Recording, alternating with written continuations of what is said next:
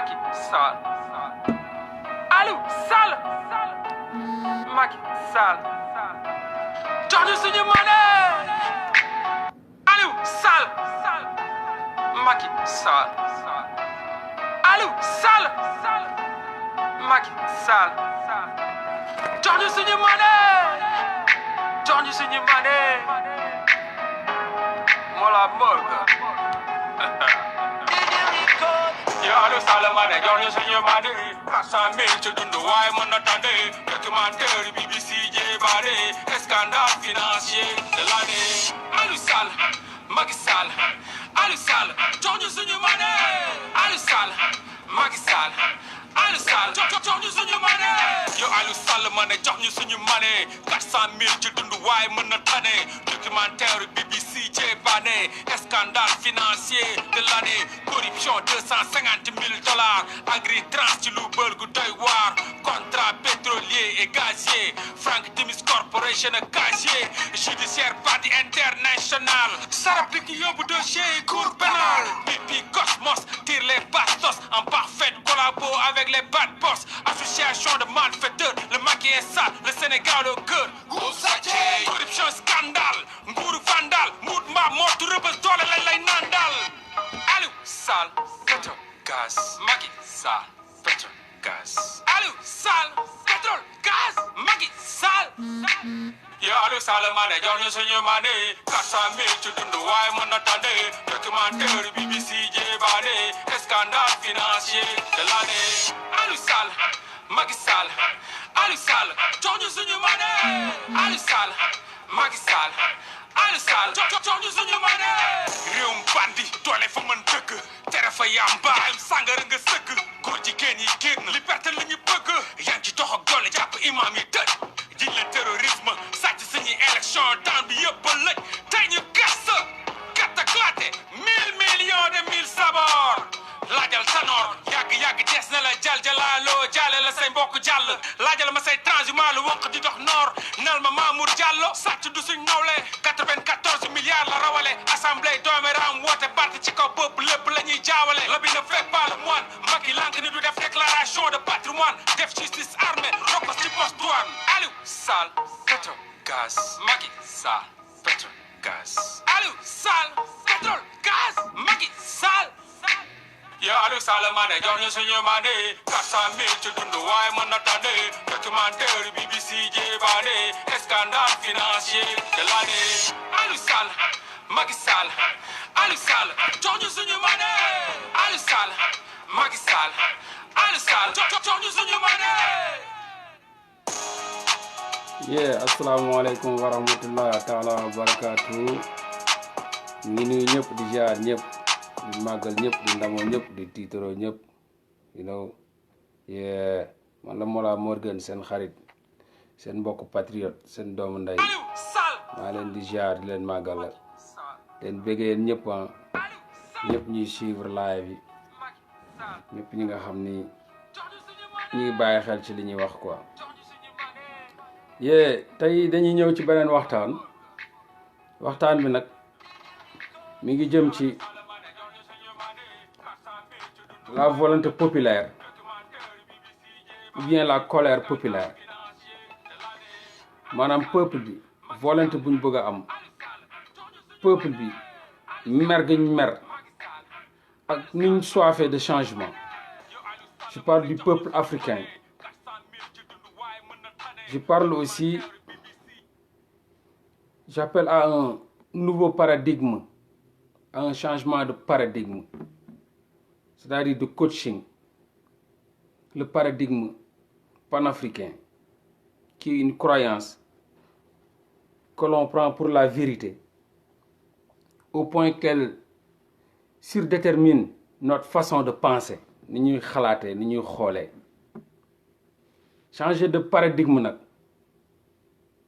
est souvent une nécessité quand on se trouve confronté à un obstacle apparemment insurmontable. C'est-à-dire boo toogee ba toll ci benn nécessité le paradigme. C'est-à-dire boo demee ba confronté wu à un obstacle apparemment insurmontable et insupportable foofu dafa laaj nga teg un nouvel paradigme, un nouveau changement de pensée, d'analyse, de réflexion. Bu fekkee ni ñuy xeexee moom la ñuy xeexee ba léegi et les choses se répètent ou bien deviennent de mal en pis, là ça demande un nouvel changement de paradigme panafricain, c'est-à-dire une pensée panafricaine, une pensée africaine boo xam ni du am benn manipulation occidentale, du am benn pression occidentale, mais day doon suñu xalaatu bopp ñun, xalaatu panafricaniste xalaatu nit ku ñuul nu muy xalaatee mu war a nekk xalaat gu baax goo xam ni waruñu wéeru ci kenn, waruñu nekk sous domination des occidentaux yu ñuy xamloo ni lii moo baax, lii moo bon, lii lañ war a nangu, lii waruñu ko nangu. Bokk na ci tey ci suñu langue yi nga xam ni ñun amuñu fierté di ko wax. Ku taxaw ci télé mu dégg wolof wala dégg bambara wala dégg saraxule wala dégg manjaak tey kenn du wax ne intellectuel la, mais bu taxawee waxi anglais rek, anglais bu rafet wax français bu rafet rek ñu ne kii intellectuel la. Tout ça c'est des choses qu'on doit changer. Tout ça c'est des choses yoo xam ni lu ndaw la yoo xam ni moom bokk na ci ba léegi du néocolonialisme li wane ni ba tey on est vraiment mentalement colonisé. Mooy ay complexe lañ, gëmuñu suñu làkk, gëmuñu suñu langue, gëmuñu li ñu yàlla baaxee, yàlla moo ñu ko baaxee du choix wu kenn. Parce que ku fi nekk sa judduwaay ak fa nga juddoo amoo ci benn mën-mën, amoo ci benn choix. C'est un choix émanant de Dieu direct. Donc yàlla lu mu la may, lam la jox da nga koy ndamoo, da nga koy bàkkoo. Bàyyi ko fa nag bëgg a def jëli leneen fa ngay mujjee moom mooy doo doon lee te doo doon sa bopp. Moo tax gëm sa bopp am solo, demee sa xel am solo. Man dama gën combat boo xam ne sa xel nga war a demee, sa xalaat nga war a demee, amul lenn lu la war a mun a manipuler. Ni l'argent, ni le pouvoir, amul lenn lu wala mun a manipuler un vrai Africain. Un vrai Africain. Depuis que l'Afrique est l'Afrique, j'ai jamais bu de la bière, j'ai jamais fumé du yamba, j'ai jamais fumé de la cigarette.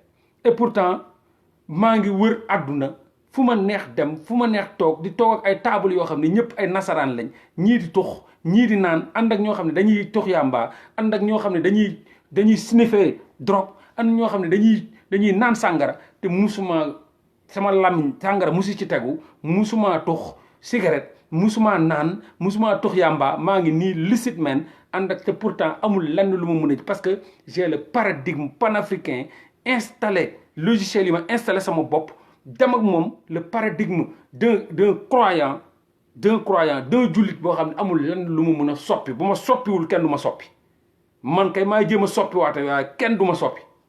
Loolu lu ñu war a mën a installé la. Booy xeex di xeex ca la ngay xeexal ba léegi les choses te répètent, il faut nga changer paradigme. Loolu la ñuy wax moom mooy waxtaanu tey bi. Comment changer une nouvelle forme de lutte. En attendant, entre nous, boo gisee des fois may def yenn xeex yi, c'est qu'entre nous, il faut pas éliminer nos ennemis, parce qu'il y a des ennemis, il y a des ennemis yi nga xam ni c'est des ennemis yoo xam ni local. Il y a des ennemis aussi internationaux.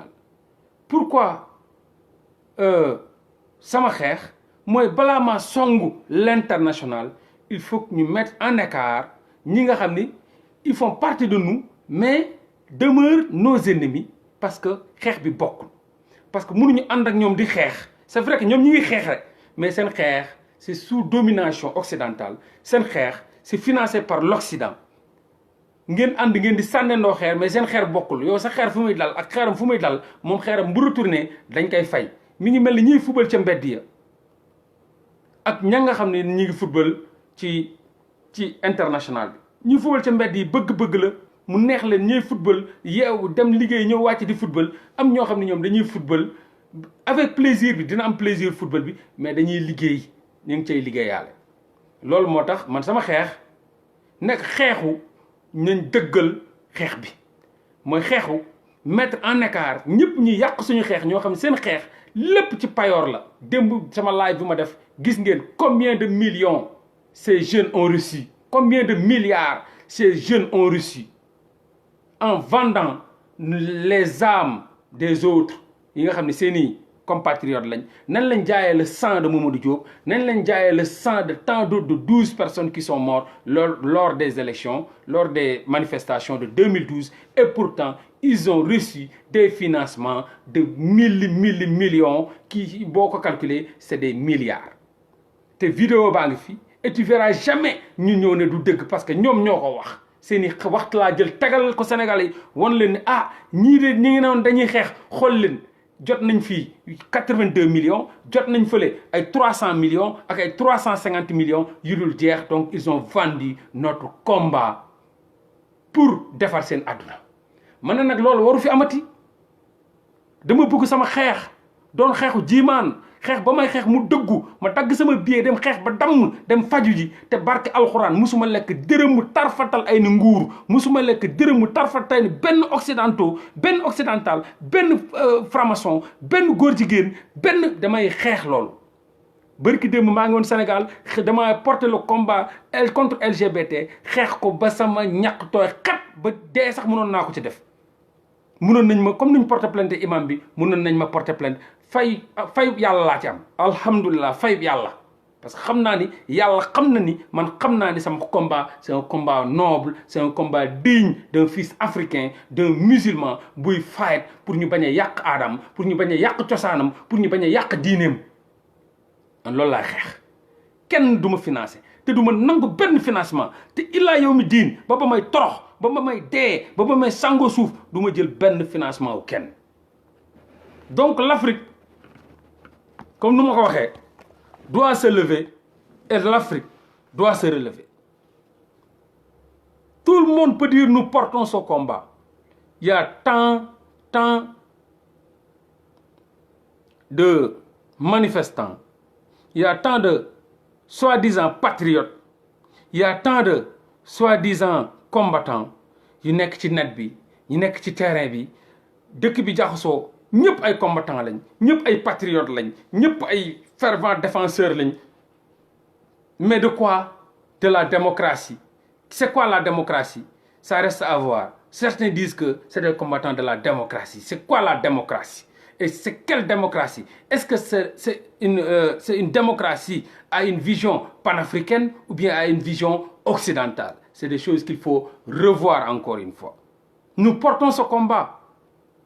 Ce combat n'est pas celui de Guy Marius Sagna, ni celui de Kémi Séba, ni celui de Guillaume Soro, ni celui de moi et de vous, mais ce combat reste un combat africain, un combat panafricain, un combat pour la détermination, pour l'engouement, un combat pour la dëggu, un combat pour véridique, c'est-à-dire le combat du peuple intègre, digne, loyal et social. Un combat noble et libre, un combat de souveraineté nationale. Souveraineté nationale. Mon combat est un combat de souveraineté nationale, c'est-à-dire ñun ci suñu bopp ñu moom suñu bopp lu ñuy def ko ngir suñu bopp def ko ngir suñu askan mais kenn duñu diriger kenn duñu fay kenn duñu abal bët ne xoolal fa ma neex.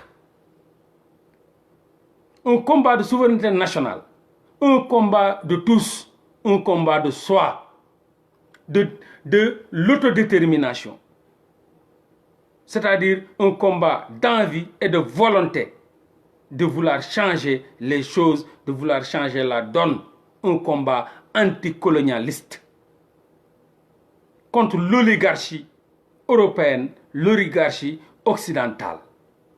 Un combat anti-multinationaliste, un combat de nationalisme buy xeex lépp li nga xam ni ma nga jóge bitim réew ñu installé wu suñu réew pour imposer wu pour nangu lu ñu moom tey jii on mange français on boit français on dort français on circule français amul lool laal lu dul français lépp tout est francisé au Sénégal boutique yi c'est Auchan boutique yi c'est Citydia boutique yi et cetera et cetera boo demee suñu tali c'est Eiffage boo demee si suñu essence c'est Total boo demee si suñu gaz pareil BBC gis ngeen fi les scandales yi amul fooy laal foo xam ni du français yi ñoom ñoo aakimoo tey ji mooy les multinationalistes ces multinationalistes nag pour intégrer si suñu société dañuy jéem a jënd achat de conscience si suñu soi-disant révolutionnaires yi la ñuy jëm di leen financer bu ñu leen financer boo defee ndànk boo waxee dañ naan la ah pourtant on a financé ceci on a financé cela donc yow ki ngay xeex ak ki ànd ak yow di xeexal kooku moom kële ngay xeex moo ko financé je sais pas si vous me comprenez encore c'est-à-dire man may xeex ànd ak waa Y'en a marre di xeex may xeexi Eiffage et pourtant Eiffage boobu noonu moo financé waa Y'en a marre c'est quel genre de combat donc on veut un combat bu véridique un combat boo xam ni lu ñuy def dañ koy def te yàlla rek tax te yàlla rek tax yàlla mooy faye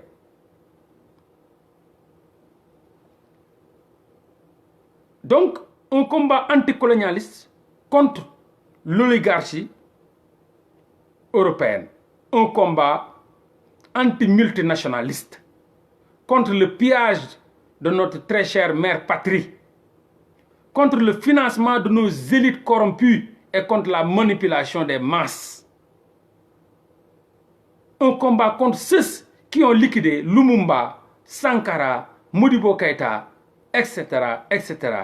yoo xam ne dañoo amoon philosophie panafricaine yor paradigme panafricain bi te tey dañ leen liquider ñi leen liquider nag ba léegi ce système est là et demeure di yónneewaat encore ñiy liquider système boobu moo fi téye Macky Sall moo fi téye Ouattara moo fi téye le président de la Guinée moo fi téye le président de la Gambie et cetera et cetera ñuy subir encore seeni domination ñuy subir encore seeni pression ñuy subir encore seeni injustice sociale donc bu dee da ngay xeex Macky Sall benn war nga xeex fukk Georges Soros bu dee benn loxo nga poñee Macky Sall ñaari loxo nga war a poñee Georges Soros bu dee benn loxo nga poñee Macky Sall ñaari loxo nga war a poñee Eiffage bu dee benn loxo nga poñee Macky Sall ñaari loxo nga war a poñee Total wala whatever mun nañ ne Oxfam wala Osiwa wala USAID wala PNUD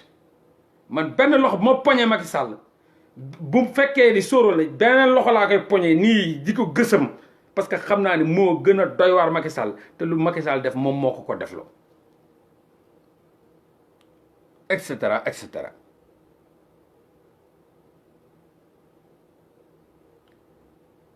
on veut comme ni ma koy waxee des dignes fils de l'Afrique des dignes fils ku digne mooy koo xam ne boo ñàkkee sa bopp nga boo amee doo changé boo ñàkkee yow nga c'est-à-dire benn jiimaan boo xam benn Mollah Morgun bu depuis Kaolack ba léegi jiimaan boobu mooy gis sa même Mollah Morgun qui change pas boo defu daang sax da nga naan mais kii xanaa avancé wul boo defu daang nga ne kii xanaa daa torox wala dafa ñàkk parce que nam mel ca nam meloon ca configuration d'origine bi moom lay incarné mooy sa philosophie parce que philosophie bi Mollah Morgun di demee moom mooy lim démarche am ni muy doxalee ni muy waxee ni muy interréaction am ni muy réagir et cetera et cetera donc son combat c'est contre la monnaie de la servitude que ça soit le CFA ou l'euro un combat contre la franc-maçonnerie contre le LGBT contre l'homosexualité contre le New World Order contre le néocolonialisme mon combat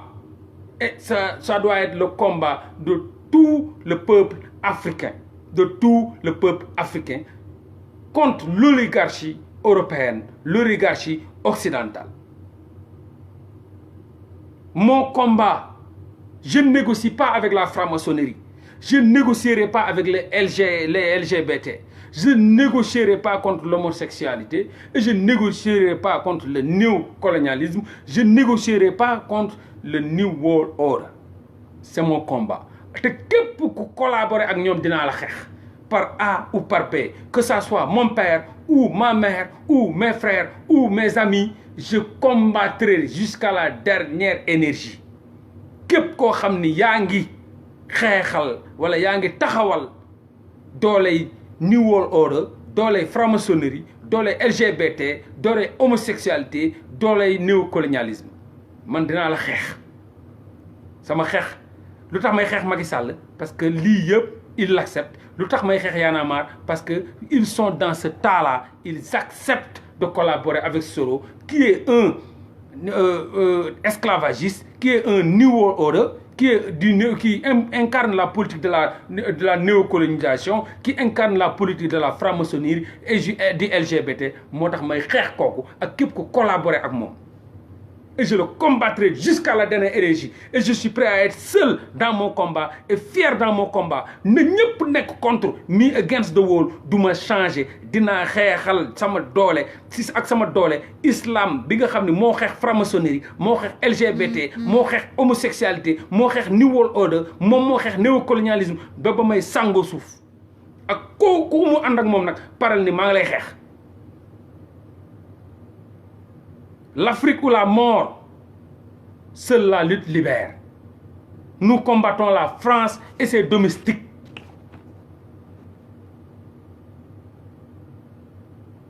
Maintenant,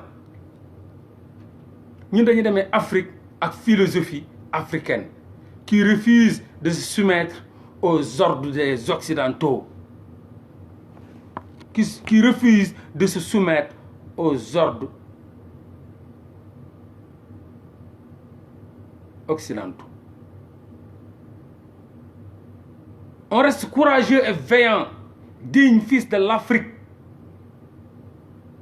pas téléguidé, contre le système politique France-Afrique. Donc, comme on le dit, nul ne peut cacher les rayons du soleil avec ses mains. Et une seule main ne peut pas attacher un fagot de bois. Je le répète, nul ne peut cacher les rayons du soleil avec ses mains et une seule main ne peut pas attacher un fagot de bois. On aimerait bien travailler avec les Sénégalais. On aimerait bien travailler avec les dignes fils de l'Afrique. Mais on ne cherche pas, encore une fois, la foule. On ne cherche pas la meute. On ne cherche pas à avoir un ensemble de personnes yu bari ñëpp di yuuxandoo ñëpp di dawandoo gauche ñii di dawandoo droite déedéet man je cherche pas benn quantité je cherche benn qualité une qualité humaine même si c'est pas une déferlante mais une qualité humaine laa gën a wër que une quantité humaine non ce combat n'exige pas d'avoir exactement une quantité humaine mais une qualité humaine maanaam ay nit yu digne yu am vergogne yu bañ yu dëggu ñu ñëw ñu xeex que ànd ak ñu bari yoo xam dafa bari ay faux man gëwuma lool parce que je sais que celui qui a tué Kadhafi kan moo ko wone mbokkam kan moo ko wone ku juddu fu mu juddoo ci teeram moo dem yoole ji Kadhafi bañ rey ko Sankara kan moo ko rey mbokkam ku mu bokkal juddu bokk ak moom benn deret muy Lumumba muy keneen amul benn oligarchie européenne ou américaine et cetera occidentale bu rey benn combattant africain boo xam ni moroomu africain jaayu ko wax leen ma kenn rek amul benn africain bu nasaraan musa rey africain panafricain combattant bu nasaraan musa rey musa humilier toroxal ko te nekkul ay africain ni moom ñoo jàppale nasaraan ba pour mu rey ko bu ma leen bàyyoon bu suba doo leen ma génneel kenn donc parmi nous il y a nos ennemis donc il faut les repérer les écraser ou bien les mettre en quarantaine il faut pas négocier avec eux ci dara je cherche pas une quantité humaine mais une qualité humaine j'écraserai tous ceux qui sont contre la politique panafricaine tous ceux qui sont contre l'idéologie panafricaine ou bien le paradigme panafricain je les combattrai jusqu'à la dernière énergie jusqu'à la dernière goutte de sang jusqu'au dernier goutte de sang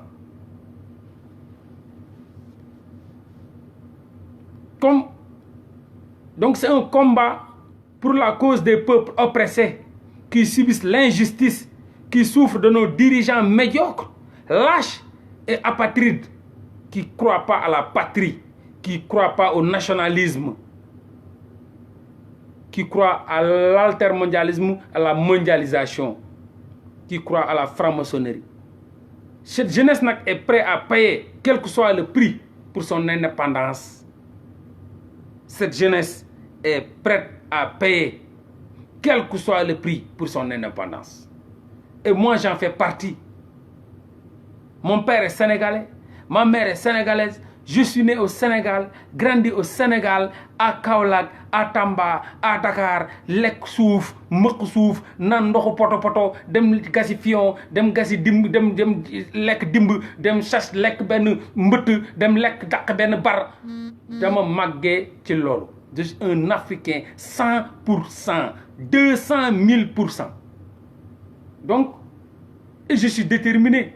Mon combat, c'est pour la cause des peuples oppressés qui subissent l'injustice, qui souffrent de nos dirigeants médiocres, de cette oligarchie panafricaine, de cette oligarchie européenne du moins. Donc, je ne suis pas en phase avec ceux qui collaborent avec ces leaders politiques. Cette oligarchie française et africaine, cette oligarchie française et africaine, juste pour s'asseoir la politique de la France-Afrique. Je les combattrai par A ou par B.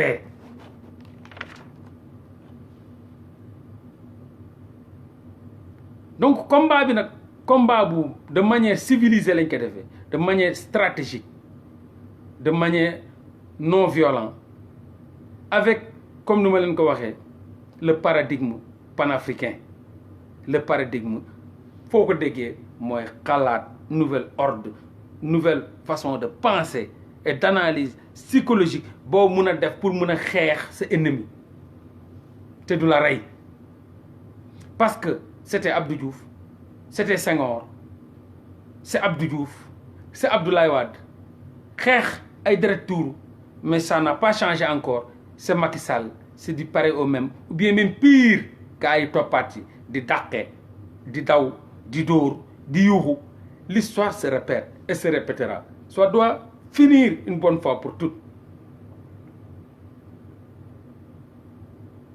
Donc, je combats et je combattrai ce soi-disant démocratie yi nga xam ne tubaab bi ñoo ñu ko fi tegal dañuy gëm loon lii mooy démocratie. Seen démocratie égale plutocratie égale négrophobie égale pauvrophobie entre guillemets. Démocratie bu ñuy wax mooy démocratie des plus forts sur les faibles. loolu la ñu woowee démocratie. Parce que ñun dañuy wax ni démocratie amul Sénégal ñoom ñuy wax ni démocratie am na Sénégal lan moo tax ñoom ñuy wax démocratie am na Sénégal parce que démocratie configuration buñ ko jox ñoom oligarchie bi ñoom borom doole yi créé mot démocratie moom mooy la plutocratie moom mooy la négrophobie moom mooy la pauvrophobie mooy l'islamophobie. ma gënal la démb ne Georges Soros sax financé na l'islamophobie jël na alal gu bari plus de 30 millions de dollars 30 millions de dollars def ko ci fay ay nit en France pour ñu l'islamophobie ñu xeex avec l'islamophobie ñu xeex islam 30 millions de dollars boo duggee ci net di nga ko gis 30 millions de dollars. Georges Soros financier Y'en a marre jël na 30 millions de dollars def ko jox ko ay mouvement ay ONG yi xeex contre l'islam. Donc je le combattrai. ñii lii la ñuy woowee démocratie.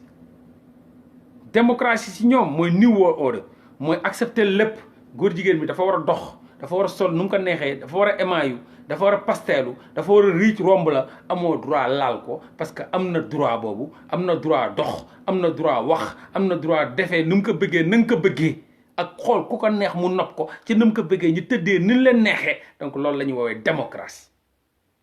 l'islam n'est même pas avec cette démocratie là entre guillemets bu ñu tubaab bi di jéem a imposer. Donc la mobilisation de la rue dafa war a yegsi dafa war a ñëw man xaaruma discours Macky Sall parce que je trouve que c'est toujours du pareil au même. Macky Sall depuis 2012 ba léegi 2012 2013 2014 2015 2016 2017 2018 2019 7 ans amul lan la ñu Macky Sall mës a wax def ko bu mu ñu waxee 5 ans 7 ans la def Macky Sall bu muy kaas naan ay Abdoulaye Wade ña ngay jàpp ci kaso ba Macky Sall bu mu ñëwee ba léegi règlement de compte la ña sàcc ña détourné suñu xaalis l'argent du contribuable Macky Sall protégé na leen bu baax ñëpp ñi ñëw adhéré ci moom protégé na leen bu baax ñëpp ñi nga xam ne dañ ko contrôle dañ ko xeex tëj na leen ci kaso bi. ana Guy Marius Sagna tey ñun ñëpp feet nañ 24 décembre moom il est en prison lan la def dara manifester contre la hausse de l'électricité il est en prison. ana yeneen boy yi ñoom Leuz ñi ngi prison et cetera et cetera. ana ñu sàcc suñu alal ñun ñii ana ñu détourné suñu fonds yi ana ñu détourné suñu xaalis ñun Macky Sall caisse noire Macky Sall lu muy fayeeku sax moo ëpp alal lu président américain bi di fayeeku et pourtant ils sont tous libres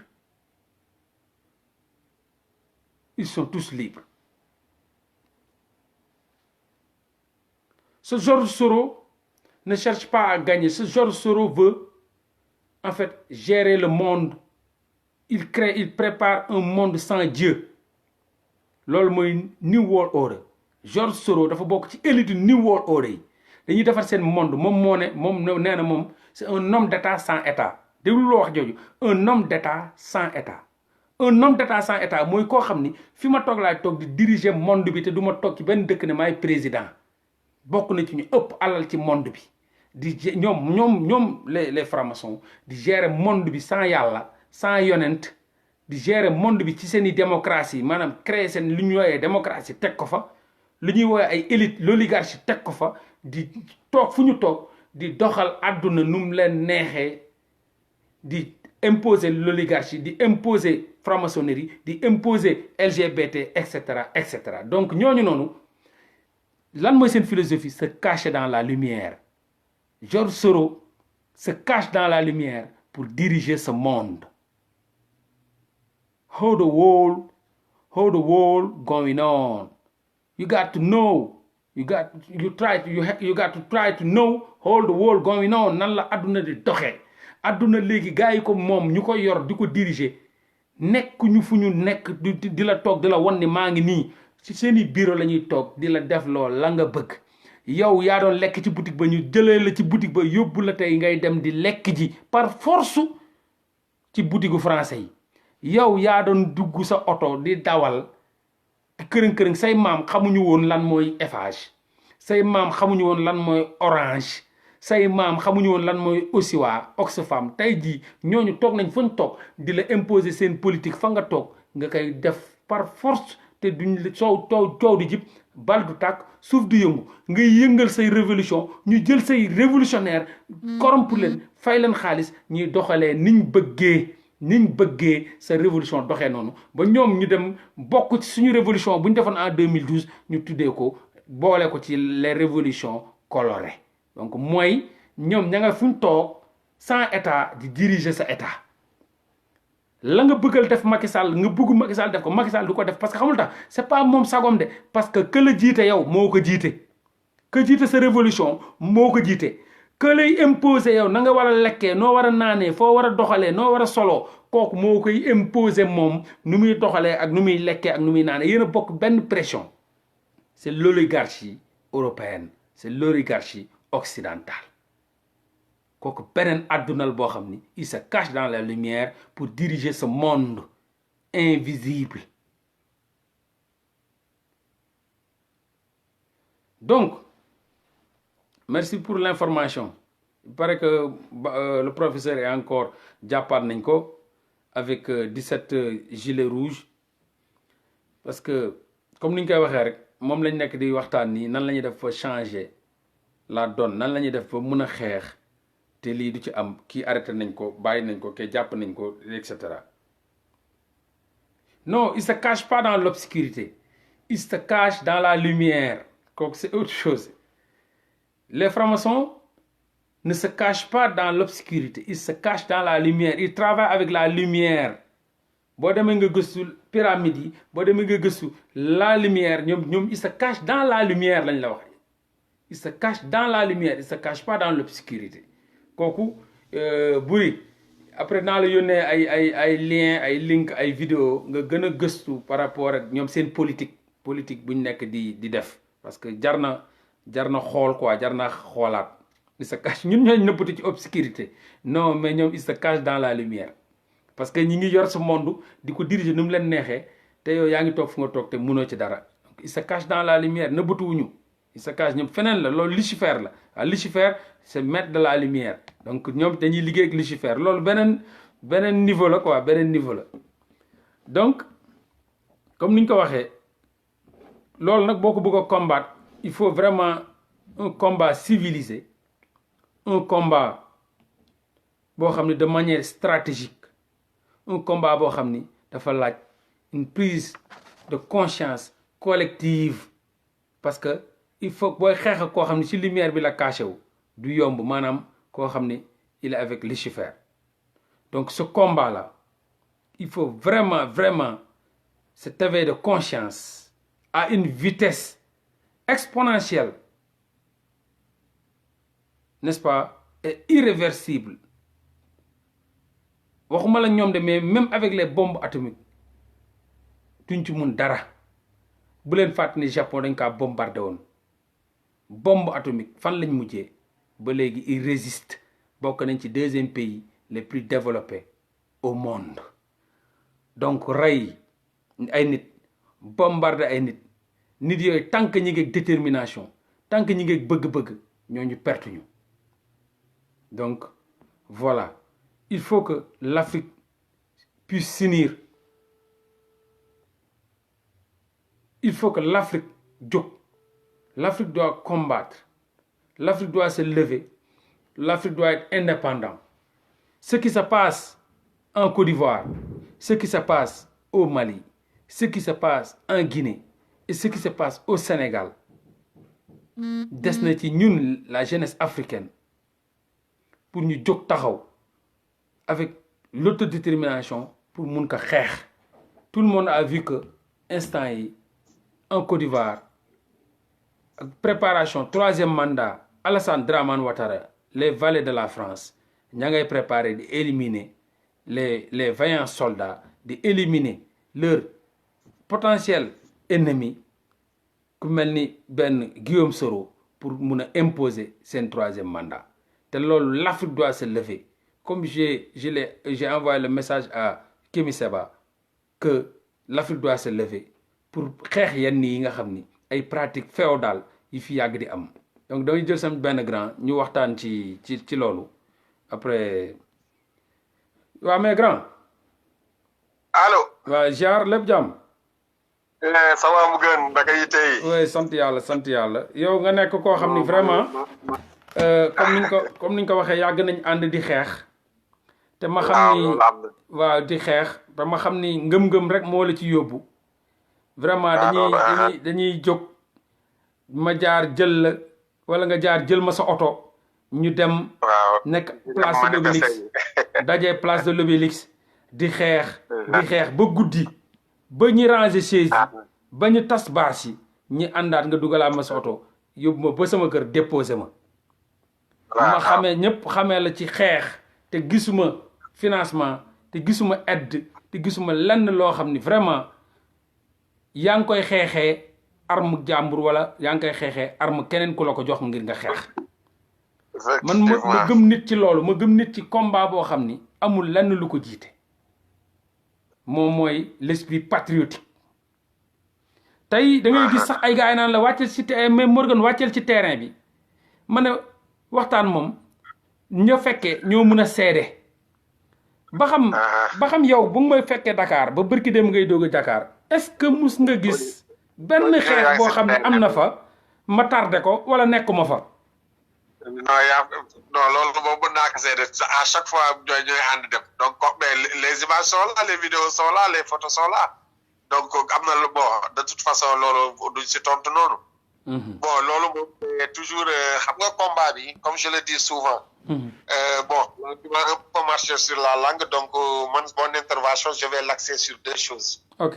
En premier je vais l'axer sur le cas de Guillaume Soro. mu nekk un cas boo xam ne je lance un appel à tous les Africains plus particulièrement la jeunesse africaine. Parce que c'est un combat qui doit être noble. Il faut que tous les Africains se mobilisent autour de Guillaume Soro. Parce que si jamais Ouattara parvient à ses fins, c'est sûr que ça va se détendre sur la Guinée et sur le Sénégal. Ça, c'est sûr et certain. Donc maintenant, le combat doit commencer dès maintenant. Et le combat doit commencer par c'est la diaspora qui doit mener ce combat. Donc, comme je le dis souvent, il faut des artistes et des artisans. Ouais. Les artistes pour les plateaux de télé, les studios de radio, ça c'est valable pour les artistes. Mais il faut des artisans, des hommes de terrain, des gens qui vont descendre dans la rue, bloquer les consulats et les ambassades en Europe pour que Guillaume Soro retrouve ses droits. Ça, c'est un combat noble. Moi qui te parle personnellement, tu sais, on est sénégalais, je suis sénégalais. Mais le cas de Guillaume Soro, je vais en faire un cas personnel. Quitte à faire pour toute l'Europe et toute l'Afrique. Ouais. Parce qu'il y a des choses, ça ne doit plus passer. Ça doit, parce que c'est ça. Au fait, parfois, quand je regarde la télé ou quand je vois des informations, mais j'ai le cœur meurtri, quoi. Je me dis, mais on est où là? Un candidat potentiel, tu veux l'éliminer parce que tu penses qu'il peut gagner les élections. Et si le cas de Guillaume Soro passe, mais ça va se détendre. Demain, ce sera Sonko. Oui. Il faut que maintenant, le combat n'est plus un combat sénégalais, ivoirien ou guinéen. C'est un combat africain et ça doit être un combat africain. Exactement. Et ça doit être des paroles. Il faut que les gens se lèvent. Moi, personnellement, je me suis dit, on va former, on va créer des groupes, quelque chose comme ça à Paris. Oui. Et on va aller dans les consulats, et, dans les consulats sénégalais et ivoiriens, quitte à se bloquer les consulats. Il faut que Guillaume Soro retrouve sa liberté. Mais vraiment. C'est impensable et c'est impensable que Guillaume Soro ne sera pas candidat. Exactement. Il ne faut pas se dire que oui, je suis sénégalais, ça ne me concerne pas. Non. C'est africain. C'est un problème africain. C'est un problème africain. dañ ne sax ay du yem ci boppal borom ay du yem ci boppal borom la xew Côte d'Ivoire mën na dugg léegi Sénégal et cetera am na Sénégal sax avec Sonko on a essayé de neutraliser. Mais je vais te donner un exemple boo xam ne Serigne Abdoulaye ko doon wax. yàlla yokk leeram. dafa am benn rëbbkat bu romb ñaari fas. bu romb leen si àll bi fas bu weex ak bu xonk mu ne fas bu xonk bi soxlawuma la bu weex bi laa soxla fas bu xonk bi daw mu rey bu weex bi. le lendemain rëbbkat bi ñëwaat si àll bi te sa teeb xonk mais rey ko. ah mais bien sûr. bu amul lu ñaari fas yooyu bu ñu amoon solidarité jour heure bi rëbbkat bi dina leen rey. du leen rey. C'est pourquoi le cas de Guillaume Soro, il faut qu'on fasse un cas africain. Il faut que les Africains se lèvent. Partout où on est là. Moi, je me suis dit, à Paris, on va se lever. Oui, mais on combat l'injustice. Derrière Guillaume Soro. Ça, c'est sûr. Oui. Parce que c'est des combats nobles. Moi qui te parle, je n'ai jamais vu Guillaume Soro, je ne le connais pas. Mais je sais que si je m'engage pour ce combat, ce sera un combat noble. Non, c'est ça. Il faut combattre l'injustice, en fait. Les gens ne sont pas avec Sonko juste parce que c'est Sonko les plaît. Ils sont avec Sonko parce que Sonko a subi l'injustice. Macky Sall a voulu faire Sonko l'oignon du sacrifice. Donc tout le Sénégal s'est levé, toute l'Afrique s'est levée pour combattre l'injustice dont Sonko a subi. Et c'est pareil, avec Soro ils l'ont interdit de fouler la terre de ses ancêtres. Mais pourquoi? Ce qui est énervant, c'est inadmissible. C'est pourquoi moi, parfois, quand je parle de ces cas, mais je parle avec le cœur. Et là, je me suis dit, je suis prêt à mener ce combat ici à Paris. Ah, mais exactement. Je suis prêt à mener ce combat. Puis demain, on doit bloquer les consulats ivoiriens, mais on va le faire. Je ne vais pas me dire je suis sénégalais, ça ne me concerne pas. Non. Si on me convoque à 7h du matin, à 6h, je serai au consulat. En fait, c'est des combats nobles. Moi, c'est ça que j'ai à dire. Et il y a d'autres combats qui vont venir. Et les artistes, ils vont aller sur les plateaux de télé et les studios de radio pour parler du cas Guillaume Soro. Ça doit être un cas africain. Africain. Donc, il faut que les gens se mobilisent pour son cas. Ça, moi, je suis prêt à faire partie des gens qui vont mener ce combat. Mais tout le monde, toute l'Afrique, toute la jeunesse africaine est derrière. Tous ceux qui sont bâillonnés, tous ceux qui subissent l'injustice de l'oligarchie européenne et africaine. Tout le monde sait que Ouattara, Macky Sall, c'est des valets de la France. Mais plus que des valets. C'est des domestiques, des chiens enragés de la France. Politique municipale, c'est la France. Mais pourquoi un Guillaume Soro qui doit fouler la terre de ses ancêtres nous refuser Coco? Pourquoi? Mais c'est l'injustice. Parce que le gars, il sait très bien que Ouattara, il sait très bien que seul Guillaume Soro, seul Guillaume Soro, peut-être qui fait partie de l'élite de la jeunesse africaine, combattre avec moi. Parce que mon il prépare le 3e mandat. C'est ce qu'a fait Alpha Condé. Alpha Condé a éliminé presque tous ses prétendants ennemis, tous ses prétendants peut-être, je dirais, concurrents. C'est ce qu'a fait au Sénégal. C'est du pareil même avec Ousmane Sonko, avec, comment dirais-je, Khalifa Sall, avec, comment dirais-je, le fils d'Abdoulaye Wade, de Karim Wade. C'est-à-dire, il faut les éliminer pour se positionner. L'Afrique, d'accord, donc, voilà. De toute façon, pourquoi on doit te lever, si le cas de Guillaume Soro passe, mais c'est sûr que Macky Sall, il va faire la même chose, et Conté aussi, il va faire la même chose. C'est pourquoi je lance un appel à ces trois jeunesses africaines, guinéennes, ivoiriennes et sénégalaises. Il faut qu'on passe bloc autour de Guillaume Soro, le soutenir. Et même en Gambie. Il se présente aux prochaines élections. Et ça, c'est quelque chose d'indéniable. Donc, moi, je vais axer mon intervention sur deux choses. Là, je l'ai axé sur Guillaume Soro. L'autre, je parle à la diaspora sénégalaise. Ouais.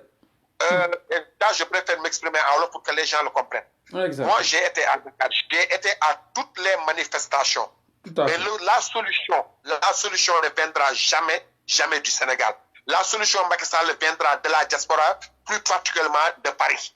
Exactement. Tant que, et là je ne mange pas mes mots, tant que le consulat du Sénégal à Paris n'est pas mis à feu et à sang, tant qu'il n'y ait pas mort d'homme, et on montre ça au journal de TF1 de 20h, pour à 21h10, Macron appelle Macky Sall ne va jamais reculer. Ça, il faut des solutions radicales. Ouais. Il faut des solutions radicales. Et que seule la diaspora peut faire changer les choses. Il ne faut pas qu'on... Tu vois, devant Macky Sall, il faut du pape, mais pas de Mandela. Il faut du pape Ale, mais pas de Yaha Mbaye. Il faut du Kémi Saba, mais pas de Yana Mar. Tu vois ce que je veux dire? Voilà, c'est des choses... Il faut qu'on la touche. Il faut que les gens bougent. Tu vois ce que je veux dire? Donc, il faut que ce gars yi nekk France xam ne solution bi ñoo ko mën a indi. tant que defuñu fi lu radical Macky Sall xam ne ñoo ko gën a dëgër bopp. dama ne la bu dee Sénégal rek bu yeboo ni naan ñoo lànk ainsi de suite Macky Sall il va jamais reculer tant que Macron woowu ko à 20h10. Et pour que Macron woo ko à 20h10 il faut qu'on fasse un geste radical ici à Paris. Ni wane que si journal TF1 de 20h, Macron woo ko à 20h10, Macky Sall il va reculer. Mais bien sûr, l'urgence l'exige même, l'urgence l'exige. C'est-à-dire on n'est pas là pour, on ne défend pas ni Khalifa Sall, ni Karim Wade, ni autres, mais juste on doit combattre l'injustice. C'est-à-dire on combat l'injustice. Moi qui te parle, je ne suis ni khalifiste, ni sonkiste, ni karimiste, ni wadiste, ni réuniste. Moi je suis un Africain, plus particulièrement un Sénégalais. Exemple, si je suis prêt à mener un combat pour soutenir Guillaume Soro, que je exactement, il faut le soutenir pour juste, parce que dafa am droit dem dëkkam, dafa am droit dem dëkkam, dafa am droit moo taxaw ne moom bëgg na doon président, dafa am droit pour ne moom peut-être exactement am na ci droit, amul benn droit bu exiger ne ko da nga mu war a wàcc dëkkam ñu ne ko doo fi wàcc. Mais ñun loolu la ñuy xeex, c'est-à-dire on combat l'injustice. Yàlla ci boppam, yàlla ci sax yàlla. Dans sa langue pour mobiliser sa communauté. Yàlla. Chacun dans sa langue pour mobiliser sa communauté pour le cas de Guillaume Soro. Exactement. C'est un cas qui est là, mais exactement. on doit pas laisser passer cette température. Non grand, c'est comme si. C'est-à-dire, sañu xeex bi lan lay nuru. je vais t'expliquer un peu dama jox benn kii seen xeex xam lan lay nuru mi ngi mel ni tey jii jullit bi jàpp ni moom yàlla daf ne moom nangul la jullit bi mais est-ce que jullit bi am na droit attaquer yëfër bi toroxal ko mais kooku day am bàkkaar donc injustice yàlla nanguwu ko que ça soit yàlla ànd ceeg yow ñàkk ci ànd ak yow la nga ne warul la tax nga jël injustice dalal ko ci kaw keneen wala nga won ko sa doole loolu yàlla àndu ko nangu ko donc dañ ne doole yàlla moo ko moom yàlla moo ko yor moo ko war a exercer ci nit munoo jël sab doole bu ko imposer force bu la peuple bi jox nga def ko arme di ko xeexee ñeneen ñi nga xam ni da nga jàpp ne ñi say prétendant ennemi lañ wala say prétendant concurrent lañ nga bëgg leen éliminer loolu l'Afrique loolu lay jóg di xeex Afrique day jóg di xeex lépp jeunesse africaine day xeex contre l'injustice sociale contre l'injustice de l'oligarchie européenne ou africaine donc ñun loolu la ñuy xeex on cherche pas à savoir qui est Guillaume Soro qu'est-ce qu'a fait Khalifa Sall qu'est-ce qu'a fait mais on sait bel et bien que qu'ils subissent une injustice impardonnable. En tout cas daal moi je dis que actuellement il faut cibler les combats et le premier combat c'est le cas Guillaume Soro il faut qu'on fasse un combat africain. Il faut que les gens et chacun dans sa langue explique la communauté ce qui se passe parce que je pense que c'est la seule solution pour que ces gens-là, ces balais de la France, Ouattara, Condé et Macky Sall, peuvent revenir à la raison. Exactement, exactement. Comme je l'ai dit, que ça soit Ouattara, que ça soit Condé, que ça soit Macky Sall, il faut que ces jeunes soient déterminantes. Ne va pas se présenter en 2024. Et Macky Sall demandera un troisième mandat. Ah mais bien sûr, si ça passe avec Alpha Condé, qui a éliminé tous ces soi-disant ennemis, moom la ne Ouattara di def nii di essayer d'éliminer Guillaume Soro bu ñu bàyyee mu jàll comment Macky Sall il va faire pareil ñoom bu Alpha Condé jàllale bu troisième mandat bi jàll Ouattara troisième mandat jàll man maa la wax ni Macky Sall day teg troisième mandat. Mais bien sûr. Non seulement ça va passer comme lettre à la poste, mais Sonko ne va pas se présenter en 2024. Exactement. Ça, il faut pas... Exactement. Voilà, ils sont dans ça. Ñi xalaat comment faire pour éliminer Sonko. Mbës bu Macky Sall prêt pour teg troisième mandat, il va éliminer Sonko comme Ouattara a voulu le faire. Si ça passe, ce sera Macky Sall, il fera la même chose pour Sonko, ça ne vous inquiète pas. Exactement. On doit en faire un problème africain. On doit en faire un problème africain. Moi, personnellement, je lance un appel à tous les Africains qui sont ici à Paris pour qu'on se retrouve autour de Guillaume Soro pour un objectif bien défini. Oui, ne dis pas que je suis sénégalais, je suis guinéen, non. Je suis africain. On est africain, on est tous africains. Quand tu dis sénégalais, c'est juste parce que tu es au Sénégal. Mais quand tu sors du Sénégal, tu deviens un Africain. De toute façon, moi, personnellement, je vais mener des actions, je vais contacter des gens, on va essayer de faire autre chose. On va essayer de réunir pour le soutenir. Okay. Voilà, bon. Le reste, bon, les autres actions, on ne va pas le dire, mais ce qui est sûr et certain, cette forfaiture, on ne va pas laisser passer. On ne va pas laisser passer. Même ce qui a créé un collectif autour de Guillaume Soro, pour voir comment on fait, même si on doit aller en Côte d'Ivoire avec lui, qu'on se fasse emprisonner là-bas, on s'en fout. On s'en fout. Même si on doit occuper le consulat de Côte d'Ivoire en France pendant des mois, on s'en fout. Mais il faut qu'il sache que cet homme doit aller en Côte d'Ivoire, rentrer chez lui et se présenter. Ça doit être un combat noble. Et non seulement c'est un combat noble, mais ça doit être des combats ciblés. Et on va cibler ça, on va le faire. Et bon, le reste, on le laisse entre les mains de Dieu. Mais en tout cas, moi, je lance un appel à tous les Africains pour qu'ils soutiennent Guillaume Soro pour son combat. Ok. Voilà. Bon, écoute, moi, je ne vais pas monopoliser la parole. Ok. Bon, là, je te regarde et je laisse les autres entrer. Ok, jërëjëf waay dinañ déggantaat. Merci beaucoup, merci.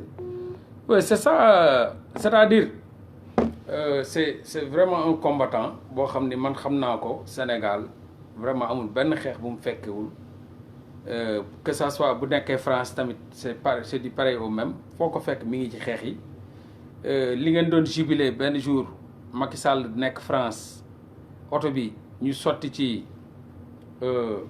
comment dirais-je farine Sénégal yëpp di jubilé kii moo ko def kii moo dem tibb farine këram dem ba foofu tuur farine bi ci oto Macky Sall bi ngeen doon dégg gars yi di kii xeex foofu kii moom moo fa nekk moom mooy le grand Lopi Diagne ma xamee ko ci xeex depuis bopp depuis ñaari tali benn tali ba léegi ñoo ànd ba may jóge Sénégal chaque marche ñun ñooy ànd di dem di ñëw di yàq essence am di yàq gasoil am vraiment rey temps am ba tëj liggéeyam day ñëw foofu indi ay conteneur am di jaay mais saa yu marche amee day tëj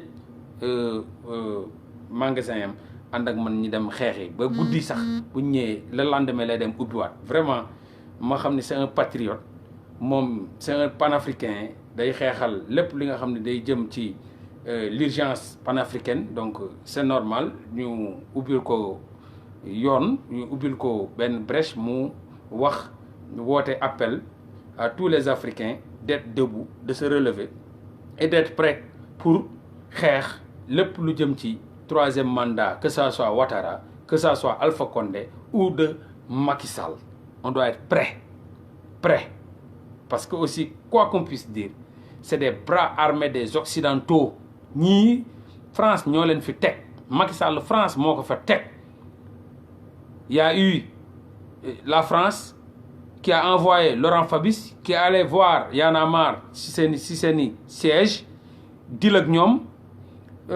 Les États-Unis ont envoyé Georges Soros mu jël avion dem ba Y'en a marre chaise ba waxtaan ak moom te Laurent Fabius bu muy jógee France di dem il était ministre de l'Intérieur il est parti voir Y'en a marre ñu jël les États-Unis ont envoyé Soros et t'as vu ils ont tout fait pour éliminer Abdoulaye Wade deuxième mandat lu ñu wax le Y'en a marre a appelé au vote pour Macky Sall finalement Macky Sall ñun ñëpp choisir wuñ ko woon Macky Sall kenn xalaatu ko woon moom mujjee doon président du Sénégal donc c'est juste des bras armés des Occidentaux qui nous manipulent ay Occidentaux yi ñuy manipuler every day all day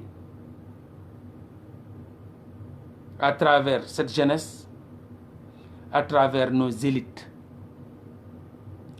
loolu moo tax ñu war a jóg xeex la France quand on parle de France on parle du système français parce que les Français même combattent la France donc on parle pas de la France en tant que géographiquement parlant on parle de la France c'est-à-dire du système français les gilets jaunes c'est des Français ils ont la nationalité française c'est des Blancs ils combattent la France, donc ils combattent le système français. On parle de l'oligarchie française. On ne parle pas de la France en quelque sorte, comme Paris, comme Marseille, comme Bordeaux, mais on parle de l'oligarchie française.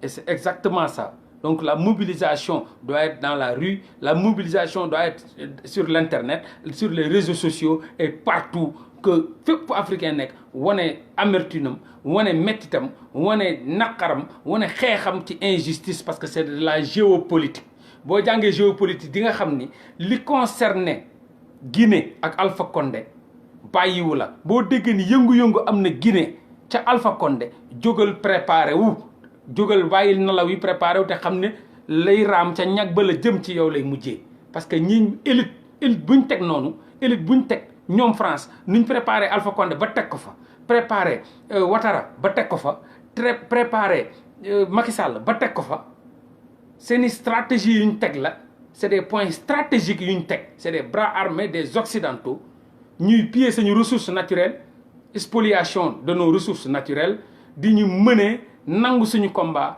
nangu suñu xeex donc jóg leen taxaw pour loolu comme c'est géopolitique il faut pas se dire non c'est Guinée xaaral ma yeggale samay nelaw non c'est Mali xaaral ma yeggale samay nelaw non gis nga nuñ taalee Mali yàq nañ Mali tas nañ Mali sàcc nañ seen i or sàcc nañ seen i zircon sàcc nañ seen i ressources naturelles daw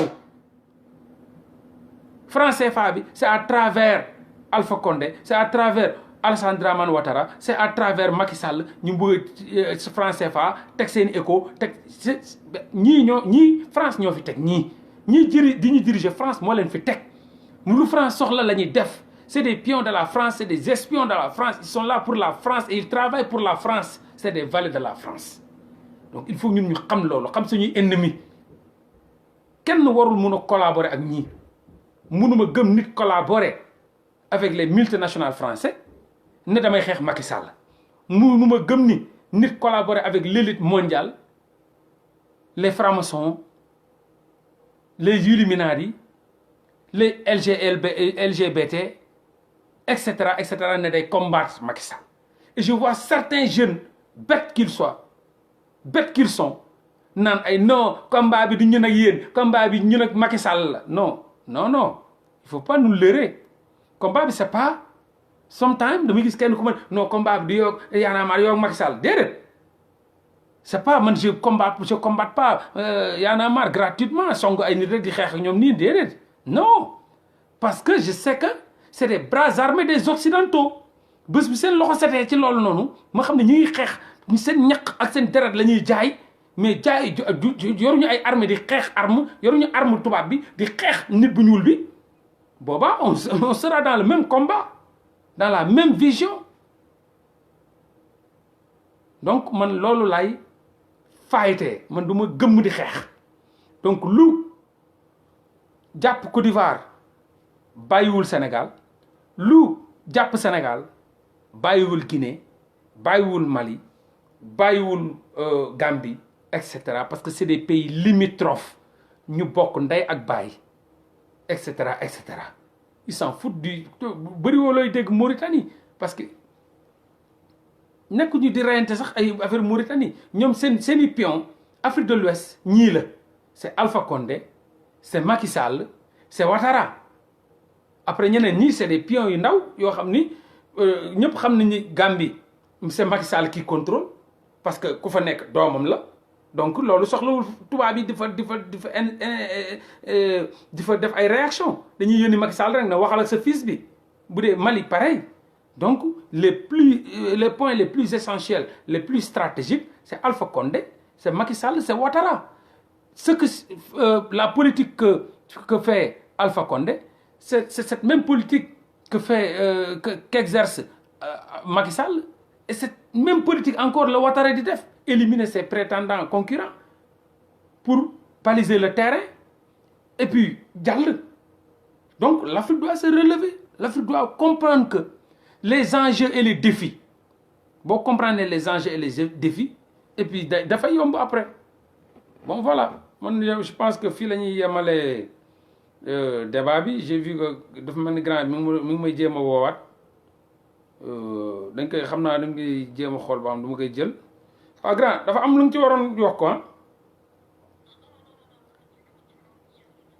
da nga juum ok d'accord ok merci c'est ce même combat bu nga xam ni moom la Nathalie Yamb di xeex c'est ce même combat que Guy Marius Sagna di xeex c'est ce même combat que Kémi Séba di xeex même combat bi laay xeex je ne suis pas un Sénégalais boo xam ne dama naan sama xeex c'est sénégalais sama xeex est africain sama xeex est panafricain et je me laisse pas berner par ces genres de chansons bàyyil ni ngay xeex wala bul xeex ñii xeexal Macky Sall déedéet parce que Macky Sall marionnette la marionnettiste bi nag buy manipuler Macky Sall même marionnette bi moom mooy manipuler fee sama jeunesse donc man bu ma xamee ñan ñooy samay ennemis da ñooñu laay xeex je me réclame haut et fort que combat bu Nathalie Yamb di xeex laay xeex combat bu Kémi Séba di xeex laay xeex combat bu Guy Marius Sagna di xeex laay xeex c'est un combat panafricain parce que Guy Marius Sagna il te dit France dégage il te dit boycotter les produits français etc. Je suis dans ce combat dans ce registre de combat panafricain qui combat l'oligarchie européenne et l'oligarchie occidentale ou l'élite mondiale. Je ne suis pas dans un combat juste national, je suis dans un combat géopolitique international.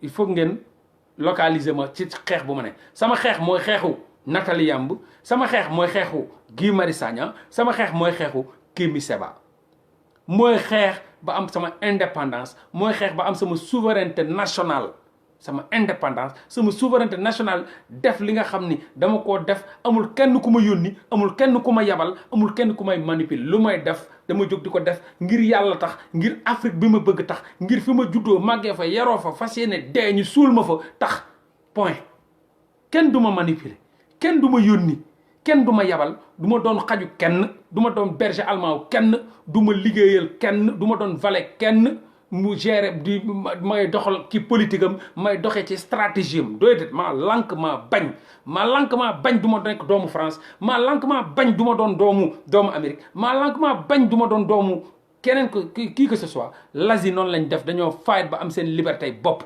Asie tey jii ONG amu fa Russie ONG amu fa dañoo dàq ONG ca xaj ONG ya taxaw Afrique naan dañuy dimbale Afrique on est philanthrope dañ leen di jàppale dañuy pauvres yi la ñuy dimbalee dañ leen di tabaxal école dañ leen di loolu c'est du néocolonialisme refuser de tendre la main ñooñu ay dëmm lañ bëgguñu la baax buñ la mënoon posone la France bu mënu la bëgg je parle de l'élite française mënuñu la bëgg je parle pas de français je parle de l'élite française l'élite américaine occidentale mënuñu la bëgg intéressé woo leen ils veulent te tuer kill them before they grow c'est leur philosophie kill them before they grow rey leen avant ñoo màgg kill them rey leen balaa ñoo màgg posone leen ñoom loolu mooy seen combat donc il faut ngeen xam ni lan mooy seen xeex ngeen xeexee ko bu leen kenn détourné bu leen kenn nax bu kenn gis ni kii nit bu ñuul la may nit bu ñuul rek du sama ennemi déedéet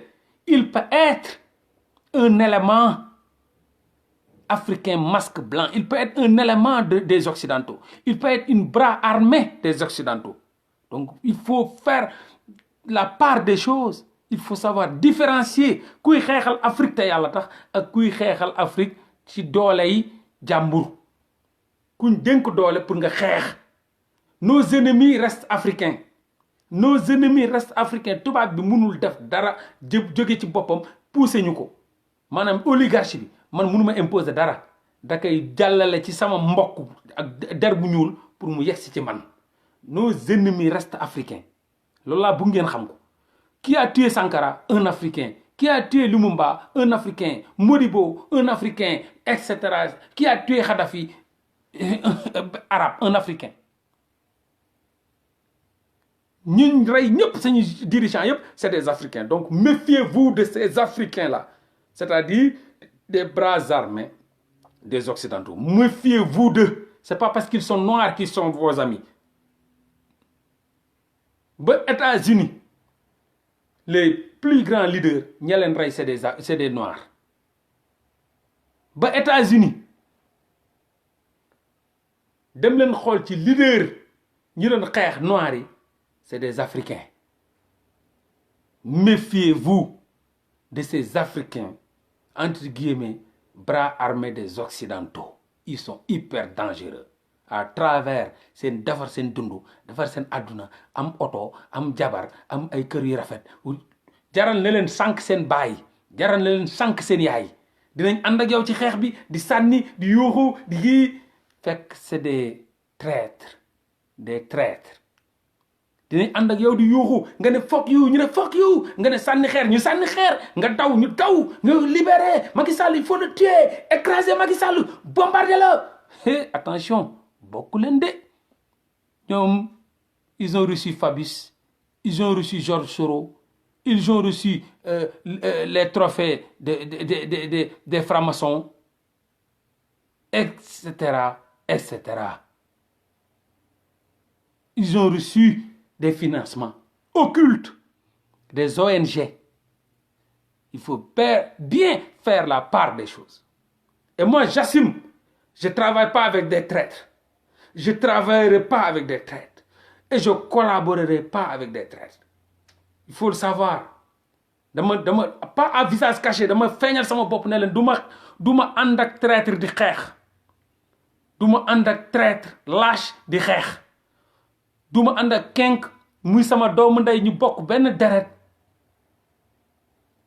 Kenkeliba ma xam ni sama xeex pourtant il a sorti tout dernièrement un album explosif Ghetto Prisoners Political Prisoners du moins Kenkeliba bu DP Kaolack c'est un combattant chaque fois qu'on est à Dakar on passe tout le temps à di débattre ci Afrique di xeex mais c'est ces gens-là qu'il faut se focaliser am na ay nit yu dëgg yuy xeex mais sénégalais bàyyi ñu leen xel ñu nekk ci rajo télé yi rek ñoo leen intéressé fenkat ya tekkatu dil yi nga xam ni ils sont envoyés par l'Occident ils sont envoyés c'est des pions c'est des lâches ils sont envoyés par des occidentaux pour ñu xam suñu politique pour ñu nand lépp jël lépp chaque jour dañ koy def en procès verbal jox ko tubaab bi parce que hier tu as vu ce que Tchad a dit buñ ñu financé luñ ci def après dañ koy bind lépp def rapport mais ce rapport là faites beaucoup attention lan mooy rapport boobu ñuy def di ko yóbbu ci Oxfam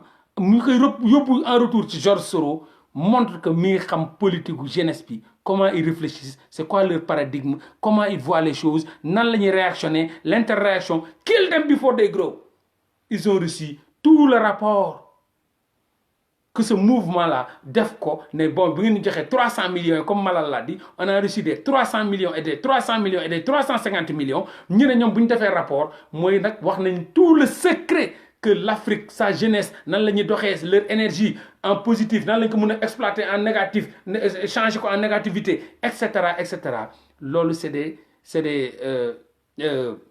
des éléments yi nga xam ni dañ leen yónni pour ñu xëcc lépp li nga xam ni lu jëm ci comment on les appelle des agents secrets merci c'est des agents secrets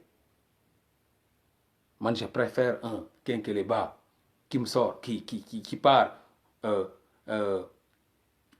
comment dirais-je un Kékéléba bu nekk London di fight matin midi soir génne benn albumam ñëw Sénégal génne ko fa political prisoners di combattre contre l'ingérence di combattre contre l'oligarchie di combattre contre la spoliation de nos ressources naturelles que au Sénégal maa ngi Sénégal man dawuma fenn man dawuma maa ngi toog fii mais yow lu la fa toog loo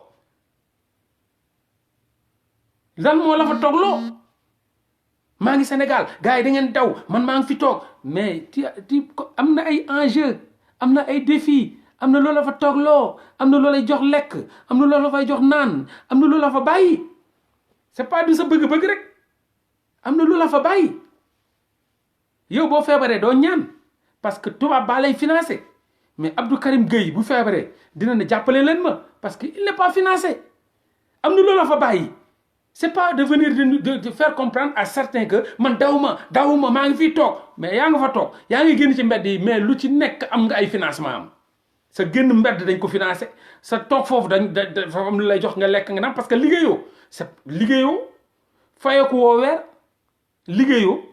fayoo ko woo weer defoo concert yi fees stade ni rien donc lan moo la jox lekk lan moo la jox naan lan moo la jox fayum courant lan moo la jox fayum ndox lan moo la jox fayum kër yooyu nga loué lan moo la jox sa njaboot luñ dundee te du album du concert yu nga def donc yaa anguille sous roche xam nañ lan la koy jox parce que yaay bras armés occidentaux yi ñoom ñoo lay financé c'est tout et va te faire foutre tu n'as rien à nous dire on te connaît bu fekkoon da nga def comme benn Abdou Karim Gueye boo xam day xeex amul benn financement di fight ngir boppam di fight ngir askanam sama askan teg ci bakkanam kooku noonu bu ma waxee loolu je serais d'accord parce que ce Abdou Karim Gueye là moom bu naree fay courant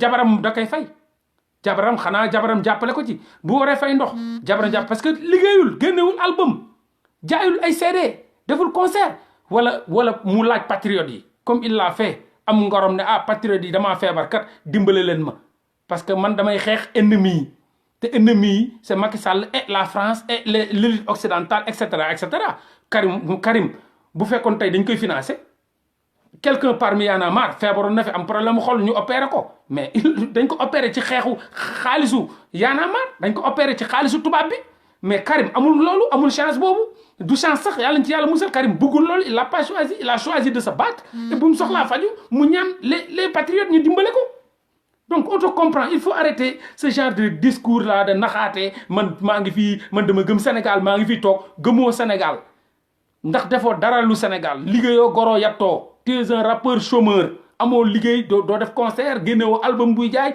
dara boo yoree lekk dañ la ko jox tubaab la boo naanee tubaab la kër gu ngay fay tubaab bee la ko jox ay financement la kër ba ngay fay ñoom ñëpp ku ci nekk loué kër ku ci nekk fa teg sa jabar ku ci nekk am ay doom lu leen ko jox dama laaj leen man loolu leen ko jox lu yomb loolu kay sa waay ku bëgg lu yomb da ngay toog Sénégal man ba ma bëggoon lu yomb loolu laay def je resterai au Sénégal bëgg lu yomb boobu noonu am na rapport yi fa toog loolu la ñuy dund benn qui m'a appelé la dernière fois bërki démb rek ku nekk palais mon ami Babacar Lo Ndiaye du palais de la République m'a appelé il m'a parlé de mais gars yi bëggoo dara j'ai tout fait pour te mettre en rapport avec Macky Sall pour te mettre en rapport pour ñu financer la jox la xaalis bu bari mais bëggoo dara Babacar Lo Ndiaye il m'a parlé de ça même pas avant-hier je parle de son nom qui m'a appelé depuis palais de la République mais gars yi bëggoo dara man xaw ma lan moo ne sa bopp bi mais ñii ñëpp dañuy xeex pour seen poste pour seen bopp mais yow gars yi nga ne fi rek Sénégal c'est même Babacar Lo Ndiaye m'a appelé Babacar Lo Ndiaye n'est-ce pas c'est même Babacar Lo Ndiaye m'a appelé pourtant je pouvais le faire mais bu ma toogoon di lekk xaalis benn palais bi mais soxla ma dem kaw fa laay nekk di ñëw après ma liggéey ak benn Oxfam liggéey ak benn OSIWA USAID PNUD mais dinay voyager di ñëw toog Sénégal soxla ma génn nan damay dem di fight di ñaq ak sama doole n'est-ce pas yee jaajëfaay ñu ngi bëggee ñëpp ñu ngi bëggee ñëpp di jaar ñëpp di màggal ñëpp yee man maa fi jaaroon quoi donc comme ni ma leen ko waxee rek il vaut même pas la peine d'écouter très sincèrement Macky Sall ak discours am boobu nauséabond discours bu nauséabond bu amul benn njëriñ ay fen rek orné de mensonges dérisoires chaque jour c'est la même méthode c'est la même chose fen rek toog ci télé yi di fen ñoo def lii ñoo def laa dinañ def lii dañ def tous des mensonges fen rek sa rakk moo signé des contrats avec BBC sàcc suñu xaalis des cent millions de dollars mais mi ngi dox ay soxlaam nga ne woon dig dina jël dossier ba léegi France daal di xëddeen am na lu nga war a wax ñëwul wax ñu ci BBC ñëwul wax ñu ci Aliou Sall lu tax noqoo ko ci kaso bi ba léegi ñëwul wax ñu ci lan moo tax ñoo aw Koudou Ndiaye noq ñu leen ci kaso bi ñu nga xam ni waa OFNAC épingle na leen lu tax noq ñu leen ci ñuus ñu leen ci kaso bi ba léegi lu tax ñëwul wax ñu loolu moo ko ëpp solo nga bëgg ñoo fee fenaka nga bëgg ñu fi defal ay discours duul yu tooy xat bëgg ñu fexee ko nax ñun màgg nañ dangaa fen Abdou Diouf da ñoo fen bañ jëm nekk ay jeunes Abdoulaye Wade dañoo fen bañ màgg instant yi nag on est mature et vacciné ñun dañoo doyal ci seen fen yi liggéey leen ñu gis moo gën seen duul yi tooy yi taxaw ci télé yi di fen rek discours de la nation ce discours de la mensonge ce discours way yow ce discours c'est pas un discours de la nation discours de mensonge discours ficelé de mensonge arrête du discours de la nation yow yaay nation yow yaay fenkat bi tu me fais chier avec ton discours à 2 balles là yow Macky Sall là tu me fais chier avec ton discours à 2 balles ce discours bu ñu lay xaare mooy nga wax ñu ñun suñu ressources yi foo ko dugal nga wax ñu foo teg ci yokkum courant bi nga wax ñu foo teg ci nga wax ñu fan la franc CFA bi ñuy bëgg a yóbbu euro lan moo ci ne nga wax ñu yow nan nga def ba ñuusoo ci kaso bi Aliou Sall nga wax ñu lu tax noqoo ci kaso bi sa élément yooyu xaj yu dee yooyu nga xam ni ils ont détourné l'argent du contribuable nga wax ñu loolu moo gën sa discours duul boobu toog foofu discours de la nation noqul ca xaj yow ak sa discours ñuusul ca duul Macky Sall yow ak sa discours noqul ca xaj imbécile cochon ku dee yaa ko rey dëmm bi dans discours de la nation boycotté leen ko dem leen seet andi Sonko boycotté leen ce mythomane là de Macky Sall rien à foutre de lui un vrai coromagnon jaajëf sama gars yi peace